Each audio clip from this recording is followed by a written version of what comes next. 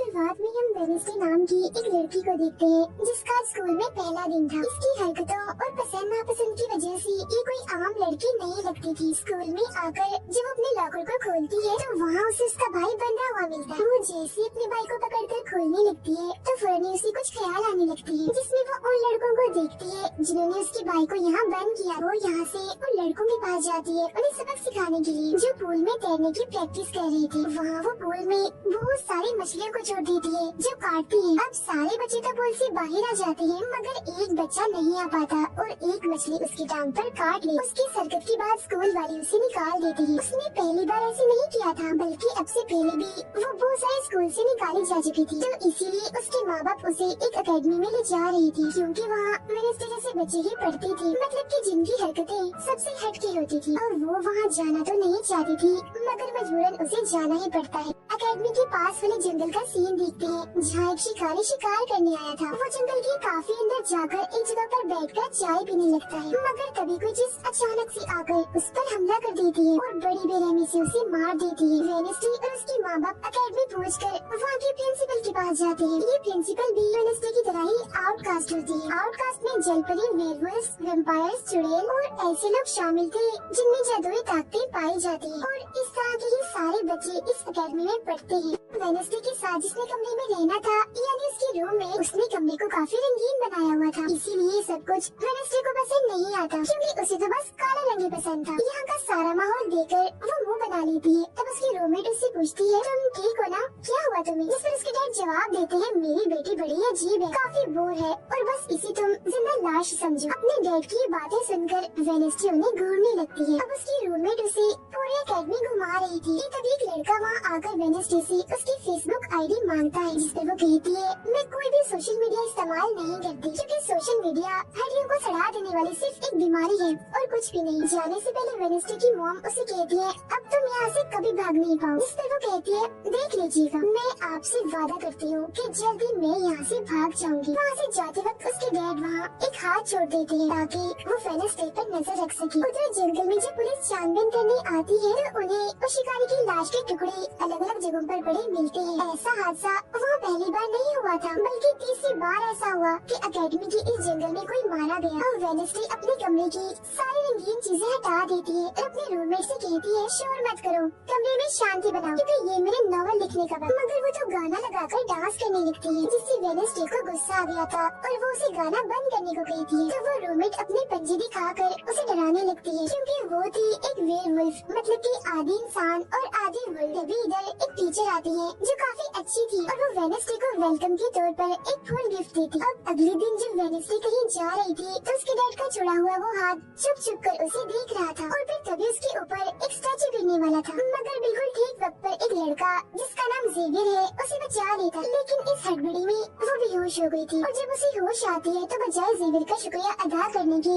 वो उसे कहती है कि मुझसे ये उम्मीद मत रखना कि मैं तुम्हारी शुक्रगुजार रहूंगी, क्योंकि तुमने मुझे बचाकर गड़बड़ कर दी, मेरी इतनी अच्छी मौत को टाल दिया। तब जेवियर कहता है, मैं तुम्हें काफी पहले से जानता हूँ, जब हम 10 साल के थे तब हमारी मुलाकात हुई थी, हम दोनों खेल रहे थे तो मैं जाकर एक ताबूत में छुप गया, लोग मुझे जलाने ही वाले थे मगर तुमने मेरी जान बचा ली, और आज मैंने तुम्हारी जान बचाकर हिसाब बराबर कर। वेनेसडे जब अपने कमरे में आती है तो उसे अपने बेड पर कुछ महसूस होता है। वो जैसे बिस्तर हटाती है तो वहाँ उस हाथ को देखकर फौरन उसे पकड़ लेती है और पूछती है, तुम कौन हो और यहाँ क्या कर रहे हो? जिस पर वो कहता है, मुझे तुम्हारे डैड ने तुम पर नजर रखने को कहा है, वही मुझे यहाँ पर छोड़ कर गई है। और वो उसे कहती है, मगर आज के बाद तुम मेरे लिए काम करोगी, वरना मैं तुम्हें हमेशा हमेशा के लिए दराज में बंद कर दूंगी। तो वो इस चीज के लिए मान जाता है, ठीक है, मैं हर तरह से तुम्हारी मदद करूँगा। अगले दिन प्रिंसिपल वेनेसडे को एक दिमागी डॉक्टर के पास ले जाती है, क्योंकि उन्हें भी ऐसा महसूस हुआ था कि वेनेसडे का दिमागी तवाज़ुन कुछ ठीक नहीं है। मगर वो वहाँ कोई बहाना बनाकर हाथ की मदद से खिड़की खोलती है और वहाँ से भाग जाती है। भागते हुए वो एक आदमी से टकरा जाती है, जिससे फौरन उसे ख्याल आता है, जिसमें वो देखती है कि इस आदमी का अभी एक्सीडेंट होने वाला है, जिसमें वो मर गया है बड़ी बेरहमी से। मगर वो इस बारे में उस आदमी को कुछ नहीं बताती, क्योंकि उसे खून खराबा बहुत पसंद। वो एक होटल में जाती है जहाँ उसकी मुलाकात एक वेटर से होती है। वो काफी परेशान दिख रहा था क्योंकि उसकी कॉफी मशीन खराब हो गई। वेनेसडे उसे कहती है, मैं तुम्हारी कॉफी मशीन ठीक कर सकती, लेकिन इसके बदले तुम्हें मुझे स्टेशन पर छोड़ना होगा। इसके लिए वो मान भी जाता है और वेनेसडे उसकी मशीन ठीक कर देती है। जिस पर वो कहता है बस थोड़ा सा इंतजार करो, मेरी शिफ्ट खत्म होने वाली है, फिर हम चलते। अब वेडनेसडे जब वहाँ बैठी इंतजार कर रही थी कि तभी कोई शरारती लड़की आकर उसे परेशान करने लगती है, जिससे उसे गुस्सा आ गया था और वो उन लड़कों को अकेली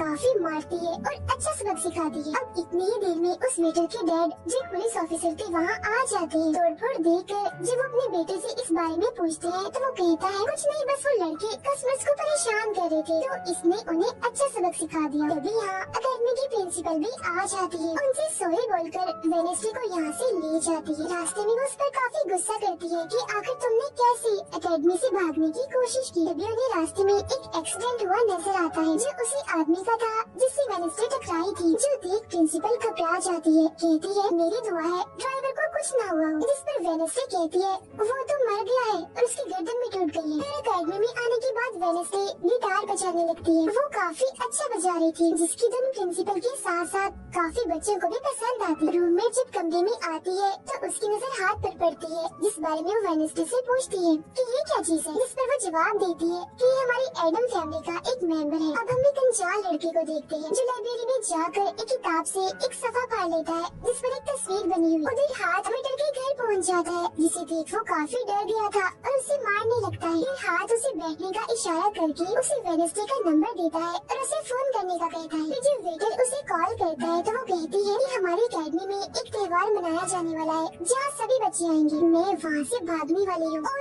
अगर तुम मुझे स्टेशन तक पहुँचा दोगे तो मैं तुम्हें काफी अच्छा इनाम दूंगी। जिस पर वो वेटर मान भी जाता है। जब वो त्योहार में जाती है तो देखती है कि प्रिंसिपल की नजर मुझ पर ही है, इसीलिए वो एक आदमी को पैसे देकर प्रिंसिपल का ध्यान भटकाने का कहती है। अब वेटर वहाँ आकर वेडनेसडे के जाने से पहले उसे उसके डैड का एक पुलिस रिकॉर्ड तोहफे में देता है जो उसने अपने डैड की फाइल्स में से चुराया था, क्योंकि उसके डैड एक पुलिस ऑफिसर जो थे। अब उस रिकॉर्ड को लेकर जेल से वो यहाँ से जाने लगती है तो तभी वो उस लड़के से टकरा जाती है जिसने बुक में से तस्वीर को फाड़ा था। टकराते ही वेडनेसडे को उस लड़के की मौत के ख्याल आने लगते हैं कि वो थोड़ी देर में मरने वाला है, जो बहुत ही भयानक थी। वो लड़का जंगल की तरफ जाने लगता है तो वेडनेसडे भी उसके पीछे जाती है और कहती है रुक जाओ, जंगल में मत जाओ, तुम्हारी जान को खतरा है, तुम मर जाओगे। मगर तभी वो उसे अपने जादू से उड़ाकर पेड़ पर लगा देता है और कहता है खतरा मुझे नहीं तुम्हें है, बल्कि तुम खुद ही खतरा हो और मैं सब लोगों को तुमसे बचा रहा हूँ। उस दिन स्टैचू को मैंने ही तुम्हारे ऊपर गिराया था। जिसके बाद वो उसे एक तस्वीर दिखाता है और कहता है इस तस्वीर में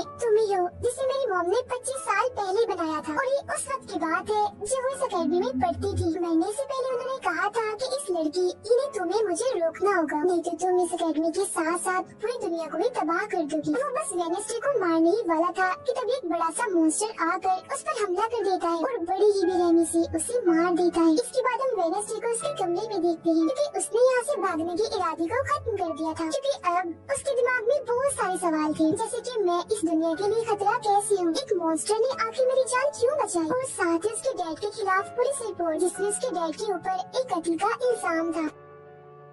अब अगले दिन पुलिस ऑफिसर वहाँ आते हैं क्योंकि वेडनेसडे ने ये रिपोर्ट लिखवाई थी कि उस अनजान लड़के की मौत मैंने अपनी आंखों से होती हुई देखी जंगल में। मगर पुलिस को वहाँ ना कोई लाश मिलती है और ना ही कोई ठोस सबूत। तो वेडनेसडे से पूछते हैं कि आखिर तुम इतनी रात को जंगल में कर क्या रही थी। इस पर वो कहती है मैंने जंगल में उस लड़के को जाते हुए देखा था और जब मैंने उसका पीछा किया तो देखा कि एक मॉन्स्टर ने आकर उसे मार दिया है, जिसके बाद मैं बेहोश हो गई। तो फौरन प्रिंसिपल पुलिस ऑफिसर से कहती है उस लड़के का कोई कत्ल नहीं हुआ, वो जिंदा है, बस यहाँ से भाग गया है, इसीलिए आपको वेडनेसडे की बातों का यकीन नहीं करना चाहिए। अक्सर इसे इस तरह के दौरे पड़ते रहते, हम इसका इलाज करवा रहे हैं, जल्दी ही ठीक हो जाएगी। फिर जब प्रिंसिपल वहाँ से जाती है तो वो ऑफिसर से कहती है कि जंगल में कोई तो है जो सबको मार रहा है और उसी ने उस लड़के को भी मारा है। मगर तभी वहाँ वो लड़का आ जाता है जो जिंदा था और बिल्कुल सही सलामत थी। अब अगले दिन जब वेडनेसडे को डॉक्टर के पास ले जाया जाता है तो वो उससे पूछती है कि क्या तुमने ये अफवाह इसलिए फैलाई कि सभी की तवज्जो तुम पर हो जाए, यानी कि तुमने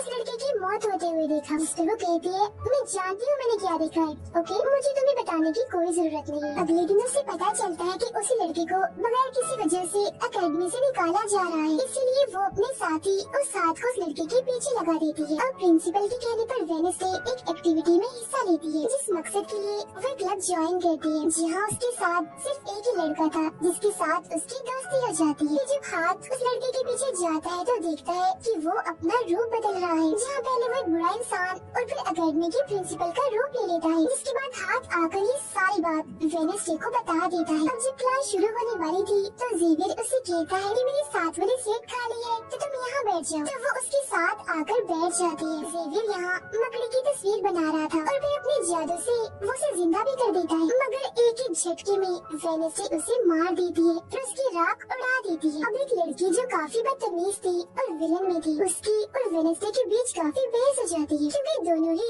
एक दूसरे से काफी चिढ़ती थी, एक दूसरे को जरा भी पसंद नहीं करती थी। फिर इसके बाद वेडनेसडे अपनी जगह अपनी रूममेट को उस क्लब में भेज देती है जहाँ वो एक्टिविटी की प्रैक्टिस कर रही थी और खुद वो अकेले ही चली जाती है अकेडमी की उस जंगल में मॉन्स्टर को ढूंढने के लिए। वेडनेसडे को वहाँ उस अनजान लड़के का टूटा हुआ चश्मा भी मिलता है, वही अनजान लड़का जिसे मॉन्स्टर को मारता हुआ इसने देखा था। और अब जैसे ही वो इस चश्मे को छूती है तो लाइब्रेरी में उसे वहाँ एक किताब भी दिखती है, तो वो उस किताब को खोजने लाइब्रेरी में चली जाती है, मगर उसे वहाँ उस तरह की कोई भी किताब नहीं मिलती। जिसके बाद वो चुपके से जेवियर के कमरे में चली जाती है क्योंकि वो लड़का और जेवियर एक ही कमरे में रहती थी। वेडनेसडे और हाथ यहाँ पर उस किताब को ढूंढ रहे थे, मगर तभी यहाँ जेवियर आ जाता है, जिस वजह से वो बेड के नीचे छुप जाती है। तभी जेवियर के पास वो विलन लड़की भी आती है और उसे कहती है तुम मुझसे क्यों नाराज हो, अच्छा गुस्सा छोड़ो सुलह कर लो। जिस पर वो मना कर देता है। अब उसके इनकार पर विलन लड़की को लगने लगता है कि ये सब वो वेडनेसडे की वजह से कर रहा है, इसलिए वो कहती है कि कल मैं वेडनेसडे समेत तुम्हारे सभी साथियों की कश्तियों की धज्जियां उड़ाने वाली हूँ। बेड के नीचे छुपे वेडनेसडे और हाथ भी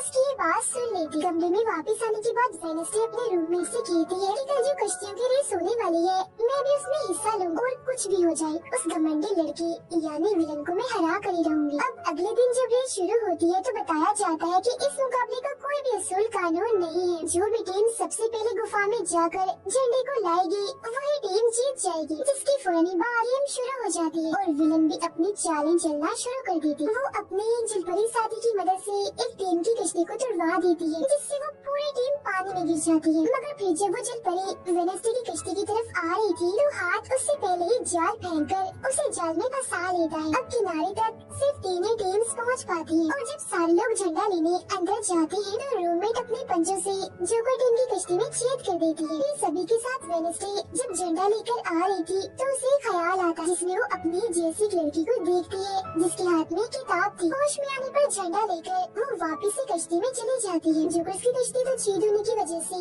वहीं पर ही डूब जाती है, जबकि जलपरी दोबारा से वेडनेसडे की कश्ती पर हमला करने लगती है, मगर हाथ पानी में जाकर जलपरी को जोर से मुक्का मार। अब वेडनेसडे अपनी कश्ती से बहुत सारे तीर निकाल कर विलन की कश्ती में छेद कर देती है, जिससे उसकी कश्ती डूब जाती है और वेडनेसडे की टीम इस रेस को जीत जाती है। अब ये 4 साल में पहली बार हुआ था जब उस विलन को किसी ने हराया था, इसलिए आज वो गुस्से में आग बबूला हुई।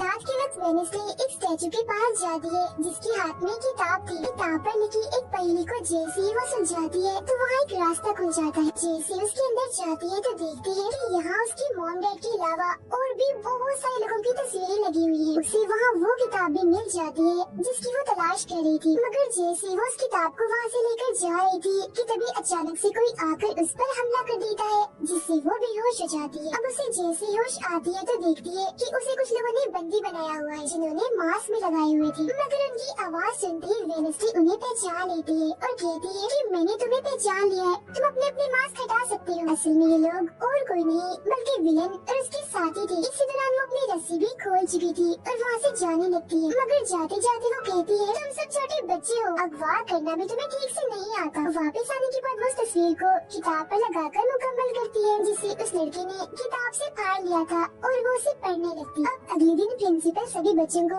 एक प्रोजेक्ट देती है जिसमें उन्हें शहर की सारी दुकानों पर जाकर काम करना था। शहर पहुंचने के बाद वेडनेसडे जेवियर को वो किताब दिखाकर पूछती है कि क्या तुम इस किताब को पहचानते हो? जिस पर वो कहता है हाँ, इस किताब को लेकर मेरे और उस लड़के के बीच में लड़ाई भी हुई थी जिसके बारे में तुमने कहा था कि मॉन्स्टर ने उस पर हमला कर दिया था। ये किताब एक जादूगर की है और 30 सालों से भी ज्यादा पुरानी है, तो तुम इसके साथ क्या कर रही हो? ये सुनो उसे पूछती है तुम उस जादूगर के बारे में और क्या जानते हो? वो कहता है कुछ खास नहीं, अगर तुम उस जादूगर के बारे में में जाना चाहती हो तो तुम्हें उसके घर जाना होगा, जो काफी पुराना एक खास घर है। अकेडमी के सारे बच्चे भी अलग अलग दुकानों में जाकर काम करने लगते हैं। वेडनेसडे एक वेट्रेस बनी थी, मगर उसका नखरा गुस्सा देखकर कोई भी उसे खाने की चीज नहीं लेता। वेडनेसडे का दोस्त पेस्ट्री खा रहा था कि तभी शरारती बच्चे आकर उसे परेशान करने लगते हैं। और बस फिर होना क्या था, वेडनेसडे वहाँ आती है और उन्हें खूब मारती है। इसके बाद वो अपने उस दोस्त को लेकर जादूगर के घर जाती है ताकि वो सारी सच्चाई जान सके कि आखिर बात क्या है, और उस किताब के बारे में भी। उसे वहाँ जादूगर की बहुत सारी चीजें और एक पेंटिंग भी दिखाई देती है। पेंटिंग में वो उसी लड़की को किताब पकड़ी हुई देखती है जो उसे गुफा के पास भी दिखी थी। उसके ख्याल में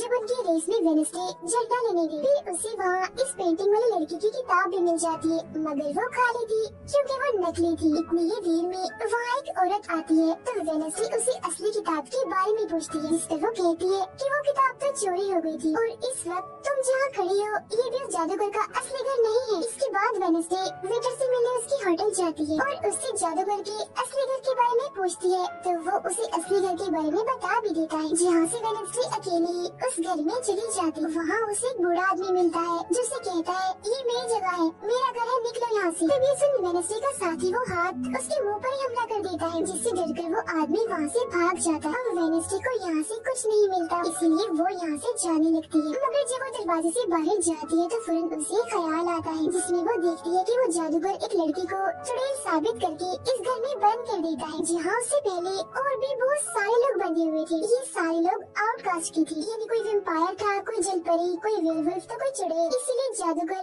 इन सबको शैतान समझता था। इस तरह के सभी लोगों को यहाँ कैद करने के बाद वो इस पूरे घर में आग लगा देता है। वो बच्चे जिसे जादूगर ने चुड़ैल साबित किया था, वो अपनी मम को आजाद करने की कोशिश करती है, मगर नहीं कर पाती क्योंकि सभी लोगों को जंजीर की मदद से जमीन के साथ बांधा हुआ था। सिर्फ वो बच्ची ही आजाद थी, इसीलिए अपनी माँ के कहने पर उसे बेसमेंट के जरिए वहाँ से भागना पड़ता है। जिसके बाद वो जादूगर जो बेहद ही जालिम था सभी आउटकास्ट के लोगों को जला देता है। तभी वो लड़की वेडनेसडे के पास आती है और कहती है वो बहुत ही जालिम है, हम सबको मार देगा। तब इतनी ही देर में वो जादूगर भी वहाँ आ जाता है, जिससे वेडनेसडे डर जाती है और वापिस से होश में मतलब की मौजूदा वक्त में आ जाती है। होश में आते वो हाथ से कहती है, मैंने उस लड़की को देख लिया, उसने मुझसे बात भी की, मुझे लगता है वो मेरे खानदान की कोई मेंबर है। तभी यहाँ जंगल वाला मॉन्स्टर आकर इस घर पर हमला कर देता है, मगर जब उसकी नजर वेडनेसडे पर जाती है तो वो यहाँ से भाग जाता है।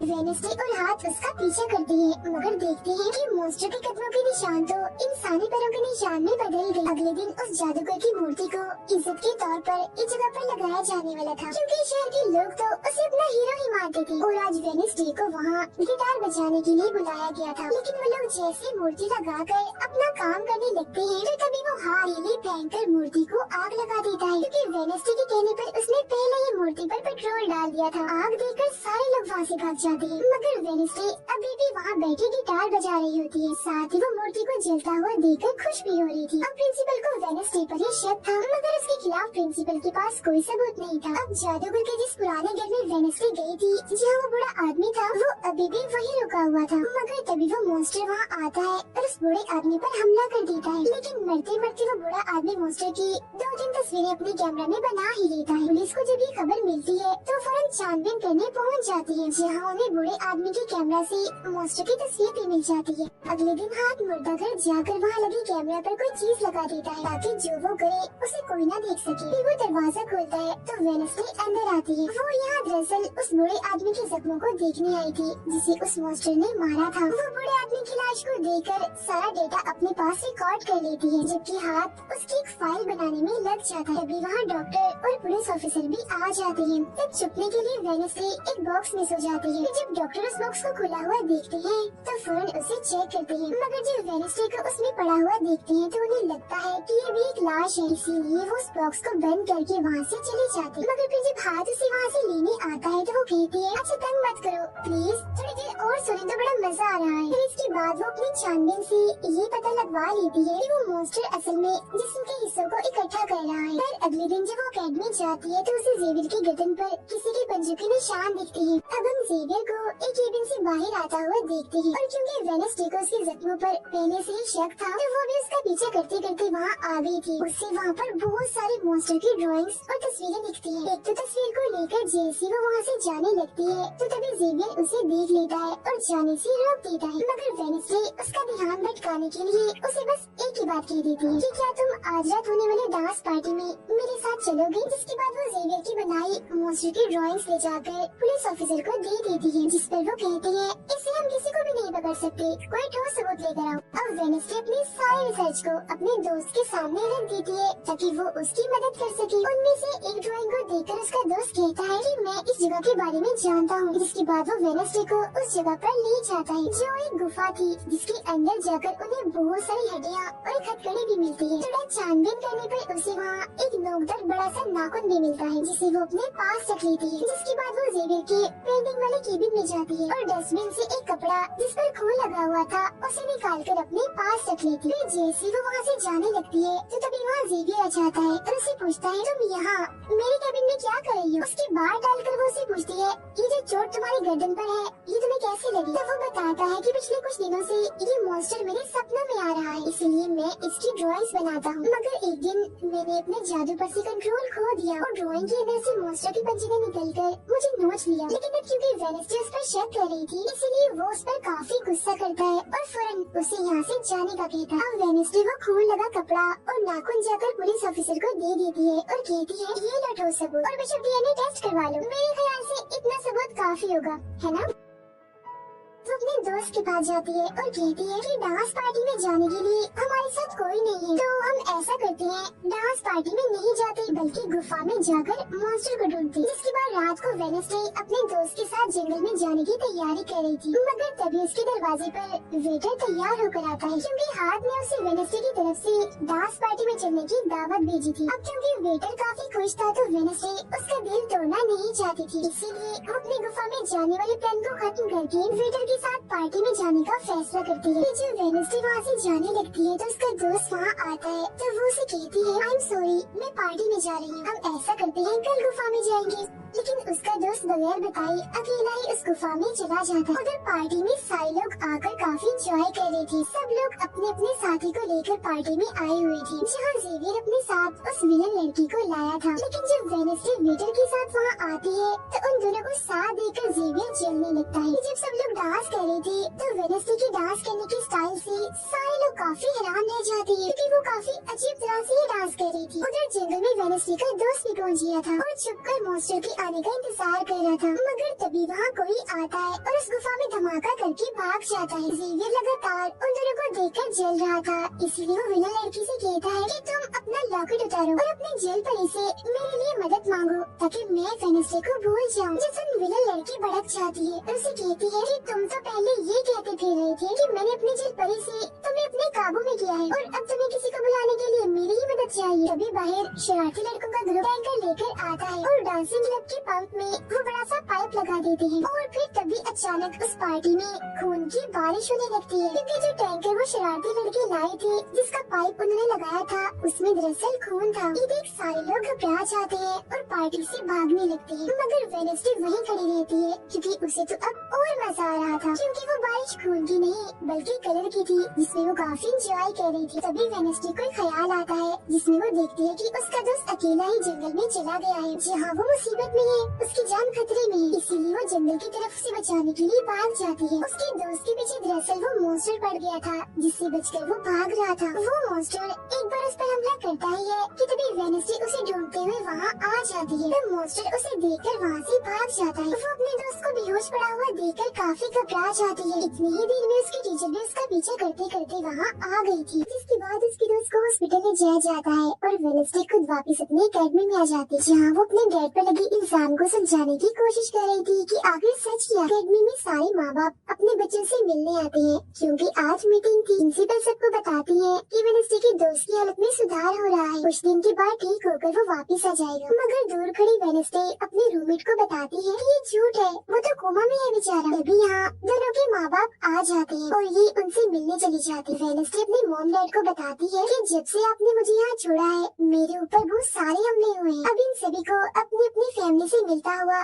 दूर खड़े जेवियर और विलन लड़की देख रही है, क्योंकि उनके मॉम डैड आज भी नहीं आए। अब विलन लड़की सुधर गई होती है, साथ ही उसके जेवियर के साथ दोस्ती भी हो गई थी। तो अब से हम उसे जेवियर की दोस्त के। तब इतनी ही देर में उसकी मॉम भी इधर आ जाती है, जिसे देखकर वो काफी हैरान थी। वेडनेसडे के माँ बाप प्रिंसिपल से मिलते हैं तो वो कहती है कि वेडनेसडे काफी अजीब तरह से सबसे पेश आती है, इसे डॉक्टर के पास ले जाए इलाज करवाने के लिए। अब इससे पहले वहाँ उसके माँ बाप कुछ कहते, फौरन वो बोल पड़ती है कि रुकिए जरा डैड, मैं आपसे कुछ पूछना चाहती हूँ। ये देखिए एक लड़का जिसका नाम गैरेट है, इसके कत्ल का इल्जाम आपके सर पर क्यों है और ये कौन था? तो वेडनेसडे की मॉम उसे कुछ भी बताने से इनकार कर देती है। तो वो अपनी मॉम को ये कहकर यहाँ से चली जाती है कि मत बताइए, बाकी सबूत मैं खुद ढूंढ लूँ। वो सीधा जाती है हॉस्पिटल अपने दोस्त से मिलने, जहाँ उसका ख्याल वेडनेसडे का साथी हाथ रख रहा था। अब पता चलता है कि डॉक्टर ने अपनी जान ले ली है और ये डॉक्टर वही था जिसकी मुर्दा खाने से वेडनेसडे बूढ़े आदमी की लाश को देखने आई। मरने से पहले डॉक्टर ने एक खत भी छोड़ा था जिसमें लिखा हुआ था कि मैं गैरेट के केस पर शर्मिंदा हूँ, क्योंकि मैंने उसकी झूठी रिपोर्ट बनाई थी। अब जब सारे लोग खाना खा रहे थे तो तभी वहाँ पुलिस ऑफिसर आकर वेडनेसडे के डैड को पकड़ लेता है और कहता है कि गैरेट की मौत के इल्जाम में तुम्हें गिरफ्तार किया जा रहा है। जेल में वेडनेसडे अपने डैड से मिलने जाती है, पूछती है कि बताएं गैरेट से आपका क्या वास्ता है? तो वो बताते हैं कि गैरेट तुम्हारी मॉम से बहुत प्यार करता था। फिर एक दिन जब तुम्हारी मॉम और मैं साथ थे तो गैरेट ने आकर मुझ पर हमला कर दिया। मैंने अपना काफी बचाव किया, जिस तरह गलती से उसकी मौत हो गई। ये सुन वेडनेसडे को उनकी बात थोड़ी झूठी लगती है। फिर वो पुलिस ऑफिसर के पास जाती है, कहती है मेरे डैड ने गैरेट को नहीं मारा और ये उनके खिलाफ साजिश की जा रही है। जिस पर वो कहता है दुनिया तुम्हारे हिसाब से नहीं चलती, हमारे पास सबूत आ गए हैं तुम्हारे डैड के खिलाफ। वो कहती है मैं नहीं मानती और मेरा ख्याल है कि जिसने मेरे दोस्त को मारने की कोशिश की उसने ही गैरेट को मारा होगा। पार्क में रूममेट अपनी मॉम के साथ बैठी थी, जहाँ उसकी मॉम चाहती है कि वो पूरी तरह एक वेयरवुल्फ बन जाए और वो उसे एक डॉक्टर के पास जाने का कहती है। मगर रूममेट ऐसा नहीं चाहती, इसलिए वो यहाँ से चली जाती है। अब वेडनेसडे अपनी मॉम के पास जाती है ताकि वो सारी सच्चाई जान सके। उसकी मॉम खुफिया लाइब्रेरी में थी। वो अपनी मॉम से कहती है कि आपने मुझे इस अकेडमी में इसलिए भेजा ना ताकि मैं हमेशा आपकी परछाई बन के रहूं। जिस पर उसकी मॉम कहती है कि ये सिर्फ अकेडमी नहीं बल्कि पहले यहाँ एक ग्रुप हुआ करता था जिसकी बुनियाद तुम्हारे डैड की फैमिली की एक औरत ने रखी थी जिसका नाम गुडी था। वो कहती है मैं ये जानना चाहती हूँ कि डैड ने तो गैरेट को नहीं मारा तो फिर किसने मारा है? तब उसकी मॉम सच्चाई बताती है कि जब मैं वहाँ गई तो मैंने देखा कि तुम्हारे डैड और गैरेट आपस में लड़ रहे थे। मैंने उन्हें रोकने की कोशिश की मगर गैरेट तुम्हारे डैड को काफी बुरी तरह से मार रहा था। मैंने फौरन तलवार उठा ली और फिर जैसे गैरेट मेरे पास आने लगा तो तलवार उसकी आर पार हो गई और वो मारा गया। मगर तुम्हारे डैड ने मेरी जान बचाने के लिए तलवार मुझसे ले ली ताकि सारा इल्जाम उन पर आ जाए। वेडनेसडे कहती है मगर मुझे पता चला था कि जब गैरेट मरा तो उसके मुंह से झाग निकल रही थी। ऐसा तो सिर्फ तब होता है जब किसी ने जहर लिया। अब सच पता करने का सिर्फ एक ही रास्ता है, गैरेट की कब्र को खोदना। जिसके बाद वो अपनी मॉम के साथ मिलकर गैरेट की कब्र को खोद देती है और वहाँ से उसकी एक उंगली ले लेती है। मगर तभी इधर पुलिस आकर उन दोनों माँ बेटी को गिरफ्तार कर लेती है। जेल में वेडनेसडे गैरेट की उंगली अपने मॉम डैड को दिखाती है, कहती है कि उसकी मौत जहर से हुई थी। मगर जैसे उसके हाथ इस उंगली पर लगते हैं उसे फौरन एक ख्याल आता है जिसमें वो देखती है कि गैरेट के डैड ने उसे जहर दिया था ताकि वो इस पूरे अकेडमी के लोगों को मार डाले। मगर जब उसकी लड़ाई वेडनेसडे के डैड से हुई तो जहर की बोतल टूट गई जिससे सारा जहर गैरेट के अंदर चला गया, जिसका मतलब साफ था कि उसने वेडनेसडे के डैड को ही नहीं बल्कि पूरी अकेडमी को ही खत्म करने आया था। जेल से रिहा होने के बाद वेडनेसडे और उसकी मॉम मेयर के पास जाती है, कहती है आपने गैरेट की मौत के सच को छुपाया, उसकी मौत जहर से हुई थी न कि तलवार से और ये बात साबित भी हो गई है। जो सुन मेयर सब कुछ सच बता देता है जिसके बाद वेडनेसडे के डैड को भी रिहा कर दिया जाता है। अब वेडनेसडे अपनी मॉम को बताती है कि मुझे बहुत ख्याल आते हैं। इस पर उसकी मॉम कहती है कि ये खासियत हमारे खानदान में है, ख्याल सबको आते हैं। अगर ख्याल हमारे कंट्रोल में ना रहे तो ये हमें पागल बना सकते हैं, इसीलिए हमारे खानदान के पुराने लोग आकर हमें आसान रास्ता बताते हैं और ट्रेनिंग देती है। तो वेडनेसडे फौरन बोलती है जैसे गुडी एडम्स जिसके बारे में आपने बताया था कि वो मेरे डैड के खानदान की है। इस पर उसकी मॉम कहती है कि मुझे नहीं पता, बहरहाल तुम होशियार रहना, क्योंकि गुडी एडम्स बदला चाहती थी जिसके चक्कर में वो खुद भी नहीं बच पाई। फिर सबके माँ बाप अपने अपने बच्चों से मिलकर जा रही थी। रूममेट अपनी मॉम को कहती है, आप फिक्र मत करना, जब मुझे वेयरवुल्फ बनना होगा मैं बन जाऊँ। जाने से पहले वेडनेसडे की मॉम उसे वही किताब देती है जो अक्सर प्रिंसिपल के पास हुआ करती थी। वो किताब लेकर वेडनेसडे प्रिंसिपल के पास जाती है, कहती है कि उस अनजान लड़की को आपने मारा था, मैंने देखा था, जिसके बारे में मैंने कहा था कि उसे मॉन्स्टर ने मारा है, क्योंकि वो आप ही हो जो खुद को बदल बदल कर लोगों को मार रही हो। मैं ये बात अब पुलिस को बता दूंगी। जिस पर प्रिंसिपल कहती है, नहीं, उसे मैंने नहीं मारा, बल्कि वो तो अपनी ताकतों पर से कंट्रोल खो बैठा था और उस दिन उसने तुम्हें मारने की भी कोशिश की थी। इनकी बातों के दौरान इन्हें बाहर से शोर सुनाई देता है। ये चेक करने जब वहाँ जाती है तो पता चलता है कि बाहर ग्राउंड में आग से कुछ लिखा हुआ। अब वेडनेसडे अपने चारों तरफ मोमबत्तियां जला के बैठी थी क्योंकि वो गुडी को बुलाने की कोशिश कर रही, मगर तभी इधर उसकी रूममेट आ जाती है। साथ ही उसे एक खत भी मिलता है जिसमें कोई उसे गुफा में मिलने बुलाता है। जब वेडनेसडे अपनी रूममेट के साथ वहाँ जाती है तो गुफा के अंदर जाने के बाद उसे एहसास होता है कि यहाँ कोई है। यहाँ दरअसल ज़ेवियर और उसके साथी थे जो वेडनेसडे को सरप्राइज देना चाहते थे क्योंकि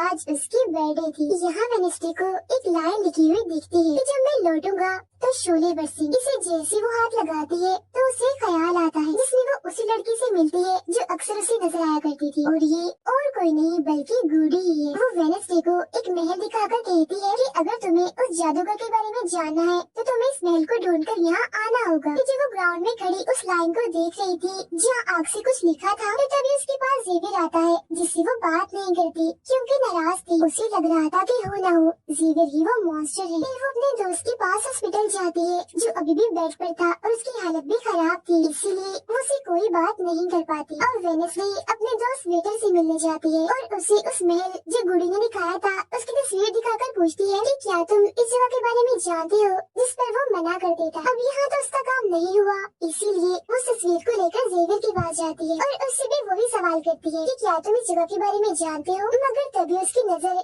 इसी महल की पेंटिंग पर जाती है जो ज़ेवियर ने पहले से ही बनाई हुई थी, जिस पर वो बताता है कि ये जगह रात को मेरे सपने में आई थी तो मैंने इसे बना दिया। अच्छी बात ये थी कि ज़ेवियर इस जगह के बारे में जानता भी था। तब उसी महल का पता लेकर वेडनेसडे वहाँ पहुँच जाती है जहाँ महल पहले से ही मौजूद था, और क्योंकि वो जान गया था कि असली कातिल कौन है तो वेडनेसडे उसकी गाड़ी में ही छुप जाती है। मगर जैसे महल की गाड़ी शहर में पहुँचती है तो कोई उनकी गाड़ी को ठोक देता है जिससे महल का एक्सीडेंट हो गया था।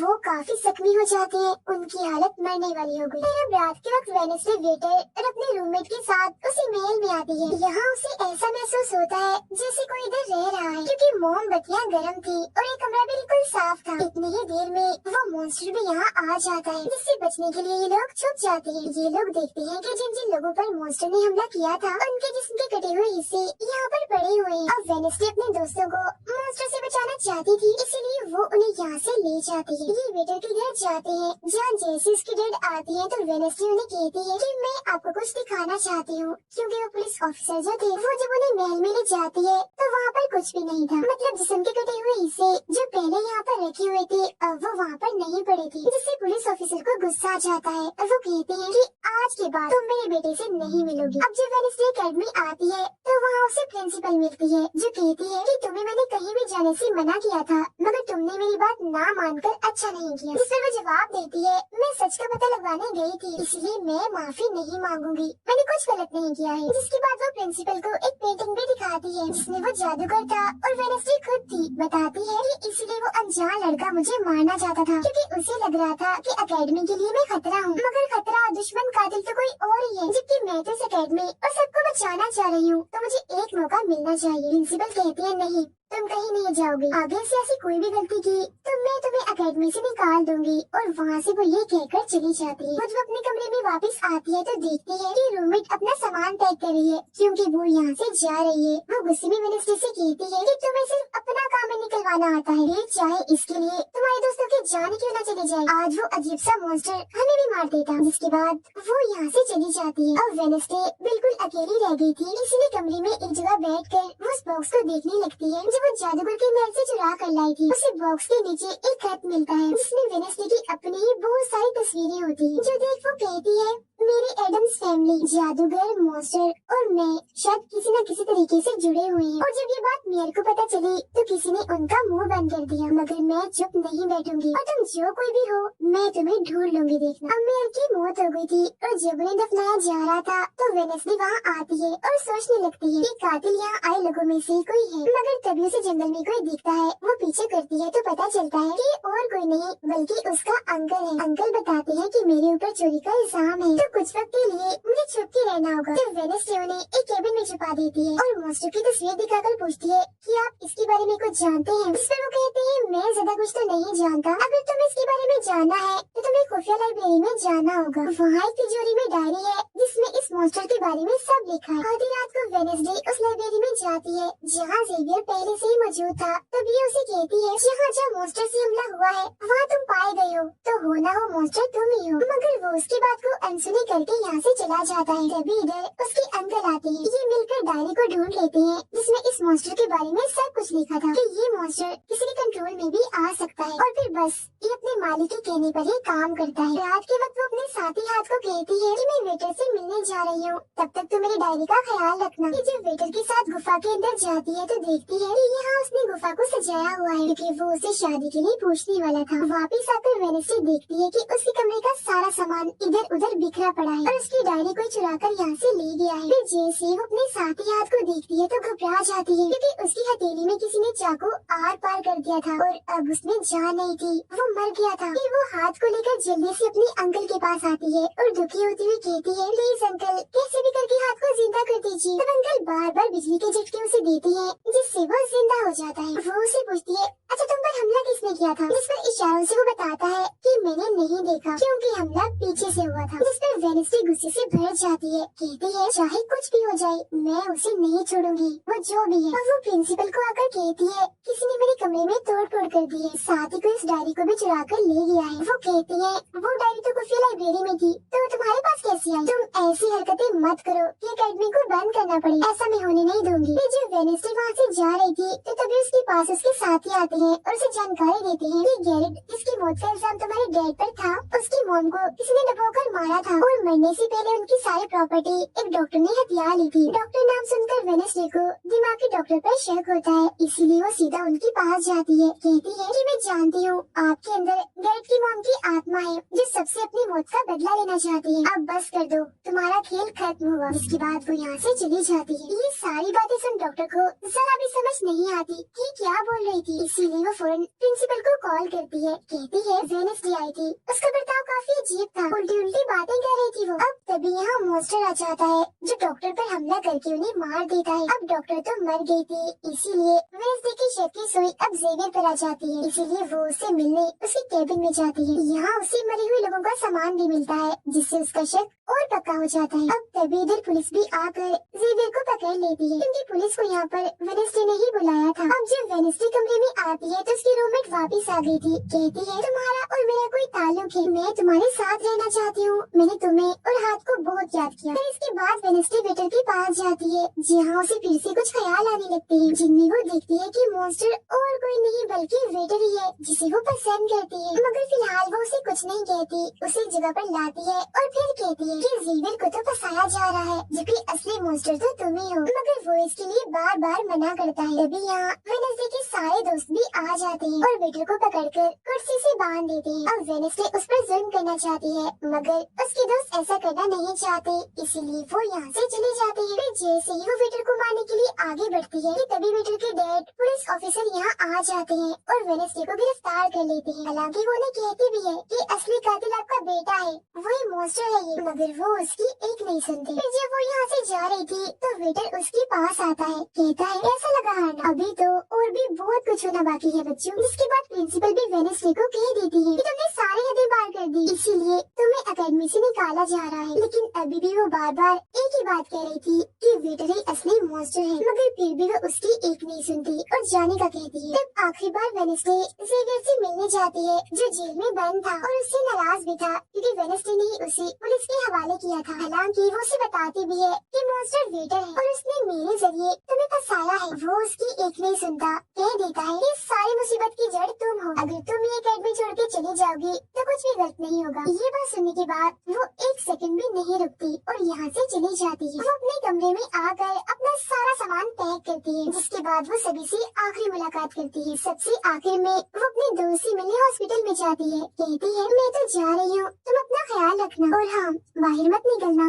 भाई मॉन्स्टर हो सकता है। और उस दिन गुफा में धमाका करने वाला और कोई नहीं बल्कि प्रिंसिपल ही थी। मिस्टर वो कहता है नहीं, धमाका करने वाले के जूते लाल थे, जबकि प्रिंसिपल कभी भी लाल जूते नहीं पहनती। ये बात सुनकर वेडनेसडे को पता चल जाता है कि असली कातिल कौन है। वो अपनी उसी टीचर के पास जाती है जिसे सब पसंद करते थे और कहती है बाकी लोग तो बिना वजह मारे गए हैं, जबकि असली कातिल तो तुम ही हो। तुमने ही वेटर को अपने कंट्रोल में करके उसे मॉन्स्टर बनाया और धीरे धीरे उसे अपना गुलाम बना लिया, अपने इशारों पर नचाकर लोगों को उसके जरिए मरवाया। तभी यहाँ वेटर भी आ जाता है, जिससे वो टीचर कहती है जल्दी करो वेडनेसडे को मार दो। लेकिन दरअसल ये वेटर नहीं थी बल्कि प्रिंसिपल थी जो रूप बदल कर यहाँ पर आई थी। और अब टीचर प्रिंसिपल के गले में जहर का इंजेक्शन घुसा देती है, जिससे प्रिंसिपल बेचारी मारी जाती है। फिर वेडनेसडे को भी बांध कर जादूगर की गुफा में ले आती है। गुफा में आकर वेडनेसडे को पता चल जाता है कि जिन मरे हुए लोगों के जिस्म के हिस्सों को इकट्ठा किया गया था वो दरअसल जादूगर को दोबारा से जिंदा करने के लिए किए गए थे। तभी यहाँ टीचर